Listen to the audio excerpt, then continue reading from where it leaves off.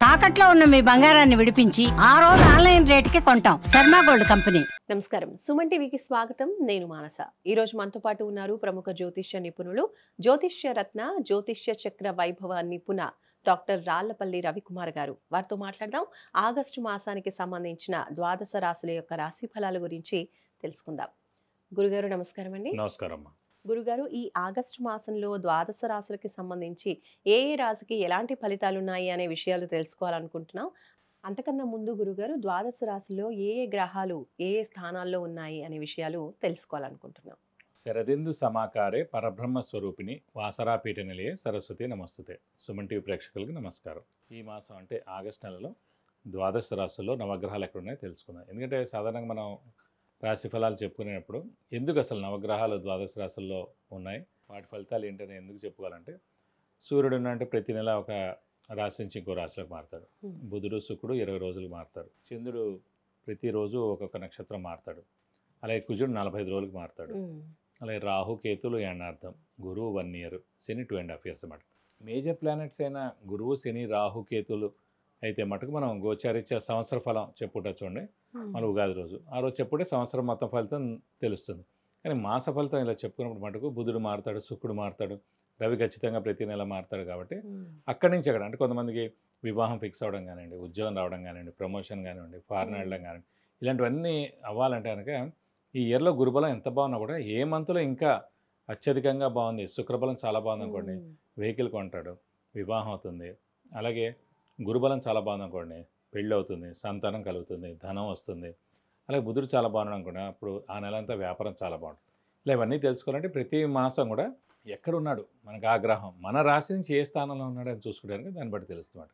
ఇప్పుడు మనకి సూర్యుడు వచ్చేసి ఆగస్టు 15 to సెప్టెంబర్ 15 మనకి స్వస్థానమైన సింహరాశిలో ఉంటాడు.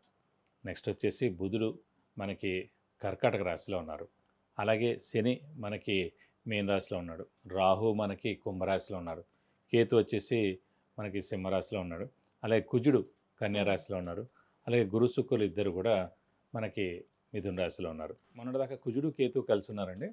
సో ఈ 2 monthsలోనే అందుకే చూడండి చాలా ఈ ఏరోప్లేన్ క్రాష్ అవ్వడం, ఈ ఫైర్ యాక్సిడెంట్స్ విపరీతంగా అవడం, ఆ ఫ్యాక్టరీస్ అన్నీ కాలిపోవడం, షార్ట్ సర్క్యూట్ అవ్వడం, ఇవన్నీ కూడా జరిగాయి అనమాట. దేవుడి వల్ల మనకి ఇప్పటి నుంచి ఒక 8 months దాకా, అంటే ఇక్కడ నుంచి మనం ఒక 8 months వేసుకున్నా అంటే కనుక మనకి ఫిబ్రవరి, మార్చి దాకా మళ్ళీ ఇలాంటి ఇబ్బందులు ఏముండవండి. మేజర్ యాక్సిడెంట్స్, ఈ ఎర్త్క్వేక్స్, ఈ ఇలాంటివన్నీ కూడా తీసుకున్న యుద్ధాలు కానీ ఇలాంటి ఏదైనా తీసుకోండి, ఇలాంటివన్నీ కూడా ఒక 8 months అయితే ప్రశాంతంగా ఉండొచ్చని చెప్పుకోవచ్చు అన్నమాట. ఇవ్వండి నవగ్రహాలు ద్వాదశ రాశుల్లో ఈ ఆగస్టు మంత్ ఈ స్థానాల్లో ఉన్నాయి. గురుగారు, మరి వృషభ రాశి వాళ్ళకి ఆగస్టు మాసంలో ఎలాంటి పరిస్థితులు కనిపిస్తూ ఉన్నాయి, వాళ్ళు ఎలాంటి విషయాల్లో జాగ్రత్తగా ఉండాలంటారు? తప్పకుండా. వృషభ రాశి అనగానే మనకి కృత్తిక 2, 3, 4 పాదాలు, రోహిణి 1, 2, 3, 4 పాదాలు, మృగశిర 1, 2 పాదం, ఈ నక్షత్రాల సమూహం అంతా మనకి వృషభ రాశిలోకి వస్తుంది. నక్షత్రం వారికి మొత్తం సంవత్సర కాలం అంతా కూడా పట్టిందల బంగారం అని చెప్పుకోవచ్చు. నేను ముఖ్యంగా గురువు, శని, రాహు కేతులు అండి, ఇవి 4 మెయిన్ గ్రహాలు. సో గురువు అనేవాడు ద్వితీయ స్థానంలో ఉన్నాడు. ద్వితీయ స్థానం అంటే కుటుంబ స్థానం, నేత్రస్థానం, వాక్స్థానం, ధనస్థానం. సో కుటుంబంలో ఏ ఇబ్బందులు ఉండవు, కుటుంబం ఏర్పడుతుంది. ధనస్థానం అయింది, ధనానికి ఏ ఇబ్బంది ఉండదు. ధనం అటు వ్యాపారం ద్వారా కావచ్చు, ఉద్యోగం ద్వారా కావచ్చు, లేకపోతే ఏదైనా స్పెక్యులేషన్ ద్వారా కావచ్చు, ఇలాంటివన్నీ కూడా ధనం ఖచ్చితంగా వస్తుంది. కుటుంబ స్థానం అయింది, ధనస్థానం అయింది. నేత్రస్థానం అంటే కళ్ళు ప్లస్ ఆరోగ్యం చాలా బాగుంటుందని. అలాగే కుటుంబ స్థానం, ధనస్థానం, నేత్రస్థానం, వాక్స్థానం అంటే కనుక వాక్కు రిలేటెడ్, అంటే మన వాక్కు చాలా బాగుంటుంది. మనం మాటలతో అన్ని పనులు అవుతుంటే, ఇదివరకు కూడా మనం చెప్పుకున్నాం వాక్ రిలేటెడ్ ప్రొఫెషన్స్ ఏ ఉన్నాయి. ఫర్ ఎగ్జాంపుల్ మీరు యాంకరింగ్ కానివ్వండి, లైక్ జర్నలిస్ట్ కానివ్వండి, అలాగే డబ్బింగ్ ఆర్టిస్టులు కానివ్వండి, సింగర్స్ కానివ్వండి, న్యూస్ రీడర్స్ కానివ్వండి, ఇలా చాలామంది ఉంటారు. ఒక సెక్ట్ అంతా ఉండదన్నమాట. వాళ్ళందరూ కూడా అత్యద్భుతంగా ఉంటుంది ఈ సంవత్సర కాలం అంతా. ఎందుకంటే ఆ వాక్ స్థానంలో ఉన్నాడు కాబట్టి గురువు. కాబట్టి గురుబలం పరిపూర్ణం కాదు. అలాగే శని బలం, శని వచ్చేసి మనకి లాభస్థానంలో ఉన్నాడు. ఎప్పుడు మనకి ఏంటంటే మెయిన్ పాయింట్ 3, 6, 11 స్థానాల్లో ఉంటే కనుక శని విపరీతమైన బలం ఏర్పడుతుంది, చాలా మంచి చేస్తాడు. కాబట్టి లాభస్థానంలో ఉన్నాడు కాబట్టి విపరీతమైన లాభాన్ని ఇస్తాడు.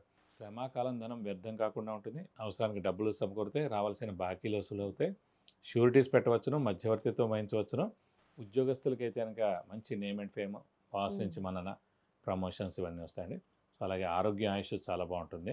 వ్యాపారస్తులకి పట్టిందల్లా బంగారం, కొత్త వ్యాపారం స్టార్ట్ చేయొచ్చు, ఎక్స్పాన్షన్ జోలు కూడా వెళ్ళచ్చు. అలాగే కొత్త అప్పులు ఏం చేయక్కలేదు, పాత అప్పులన్నీ కూడా తీరిపోతాయి. అలాగే అత్యద్భుతంగా ఉంటుందని చెప్పుకోవచ్చు అన్నమాట వీరికి. అంటే వ్యాపారస్తులు ఎవరైతే ఉన్నారో వాళ్ళకి చాలా లాసెస్ కూడా అయ్యాయి లాస్ట్ ఏడాది దాకా. ఆ లాసెస్ అన్నీ కూడా ఇప్పుడు కవర్ అయిపోతాయి. ఇది ఆరోగ్యం కూడా బాగుంటుంది. ఇంట్లో గృహిణులు ఎవరైతే ఉన్నారో వాళ్ళకి మానసిక ఒత్తిడి కూడా తగ్గుతుందండి. సో ఈ వృషభ రాశి వారికి ఇంకోటంటే వృషభ రాశికి అధిపతి చంద్రుడు అండి. చంద్రుడు మాతృకారకురాలు కాబట్టి తల్లికి ఎలాంటి ఇబ్బంది ఉండదు. తల్లికి ఆరోగ్యం చాలా బాగుంటుంది. సో తల్లి కూడా చాలా బాగుంటారు ఈ సంవత్సర కాలం అంతా కూడా. కాబట్టి ఇలాగే ఈ సంవత్సరం కాలం అంతా కూడా అత్యద్భుతంగా ఉంటుంది. ముఖ్యంగా మటుకు ఈ ఆగస్టు నెల అత్యద్భుతంగా ఉంటుందని చెప్పుకోవచ్చు. వృషభ రాశి వాళ్ళు ఇప్పుడు వివాహం కావాలి అనుకున్న వాళ్ళకి వివాహం కుదిరే అవకాశం ఉందంటారా? తప్పకుండా అమ్మా. ఎందుకంటే మెయిన్గా ఇందాక అనుకున్నాం గురువు ద్వితీయ స్థానంలో ఉన్నాడు. ద్వితీయ స్థానం అంటే అనుకున్నాం మనం కుటుంబ స్థానం అనుకున్నాం. గురువు ఇవన్నీ కుటుంబానికి కూడా కారకుడు. గురువు వివాహానికి కారకుడు. కాబట్టి ఖచ్చితంగా అంటే ఎవరైనా సరే మెయిన్గా ఏంటంటే చాలామందికి వృషభ రాశి తీసుకోండి, ఈ ఏడాది గురుబలం పరిపూర్ణంగా ఉంది. చాలామందికి అవ్వట్లేదు, లేట్ అవుతుంది, డిలే అంటారు.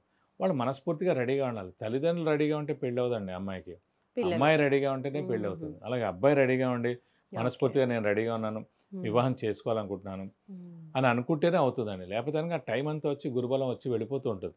అయితే ఇన్నేళ్ళు ఎందుకు పెళ్ళిళ్ళు అవ్వో 35 ఏళ్ళు 34 ఏళ్ళు 40 ఏళ్ళ దాకా కూడా వచ్చారు. వాళ్ళు ఇప్పుడు ఎంతసేపు ఏంటంటే చదువు, ఉద్యోగం, ఎంఎస్ అయిందా లేదా, మళ్ళీ ఇంకేనా అయిందా లేదా, ఇంకా కోర్స్ కొత్త చేసా లేదా, ఈ లోపల ఆ వీసా ప్రాబ్లమ్స్, ఈ లోపల అక్కడ ఫారెన్ నుంచి వెనక్కి వచ్చేయాలి. ఇలా ఎంతసేపు మీకు 24 అవర్స్ దాని మీద ఉంటే కనుక ఇలాంటివన్నీ పనిచేయవు. మెయిన్ గోల్ ఏంటి, ఏ మనిషికైనా సరే ఒక చదువు అయింది, ఒక ఉద్యోగం వచ్చింది. ఉద్యోగం వచ్చేది వివాహం మీదే ఉండాలి. అంతేగాని నాకు 1 crore వస్తే కానీ లేకపోతే నాకు 3 lakhs వస్తే కానీ. ఇప్పుడు అమ్మాయిలకి ఏముంటుంది, అమ్మాయిల కన్నా శాలరీ ఎక్కువగా ఉండాలి, అబ్బాయిల కన్నా ఉంటారు. సో వాడికి ఎప్పటికీ ఉండవు. ఎందుకంటే 5 ఏళ్ళు గ్యాప్ ఉందనుకోండి, అమ్మాయి కన్నా అబ్బాయికి శాలరీ పెరుగుతుంది. 1 year గ్యాప్ ఉన్నప్పుడు చూస్తున్నారు కదండి, ఆమె కన్నా 10,000 20,000 ఎక్కువ ఉంటుంది. అంతకని ఎక్కువే ఉండదు. చాలా ఎక్కువ ఉన్నవాడు మనల్ని ఎందుకు చేసుకుంటాడు? అందులో మరి చాలా ఉన్నాయన్నమాట జాతకం.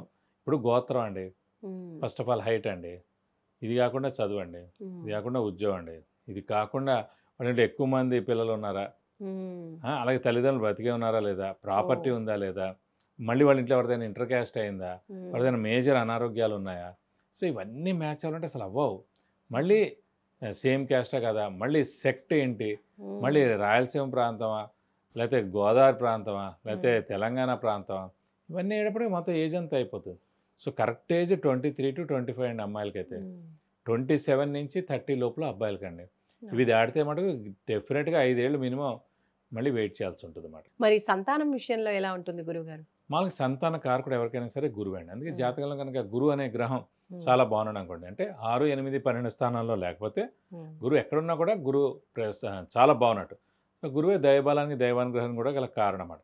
కాబట్టి అలాంటి గురువు ప్రస్తుతం గోచారిత్య ద్వితీయ స్థానంలో ఉన్నాడు. కాబట్టి సంతానం లేని వారికి ఎవరికైనా సరే ఖచ్చితంగా సంతానం కలిగేందుకు అవకాశాలు 100% ఉన్నాయండి. అలాగే వృషభ రాశి వాళ్ళు ఈ ఆగస్టు మాసంలో పాటించవలసిన పరిహారాల గురించి తెలియజేయండి. వృషభ రాశి వారికి మిగతా అన్ని గ్రహాలు బాగానే ఉన్నాయి, కానీ చతుర్థ స్థానంలో కేతు ఉండడం చేత వినాయకుడిని ఎక్కువగా పూజిస్తే చాలా మంచిది. ప్రతిరోజు వినాయకుడు అష్టోత్తరం చదువుకుంటే చాలా మంచిది. వీలైతే ప్రతి బుధవారం వినాయకుడు టెంపుల్కి వెళ్ళి 40 ప్రదక్షిణాలు చేస్తే చాలా మంచిది. వీలైతే వినాయకుడికి అభిషేకం కానీ అర్చన కానీ చేస్తే మీ పేరు నక్షత్ర గోత్రం అవుతాడు, మీకు అన్ని విధాలు మంచి చేకూరుతుంది. విద్య, ఉద్యోగం, వ్యాపారం, విదేశీయానం, ఆరోగ్యం, సంతానం, ఇంకా ఇలాంటి ఎన్నో విషయాలకు సంబంధించి మీరు వ్యక్తిగతంగా గురువుగారి నుంచి సమస్యలకి పరిహారాలు తెలుసుకోవాలి అనుకుంటే స్క్రీన్ పైన కనిపించే నెంబర్స్కి కాల్ చేయొచ్చు లేదా వాట్సాప్ మెసేజ్ చేసి అపాయింట్మెంట్ తీసుకోవచ్చు. ధన్యవాదాలు గురుగారు. నమస్కారం. నమస్కారం.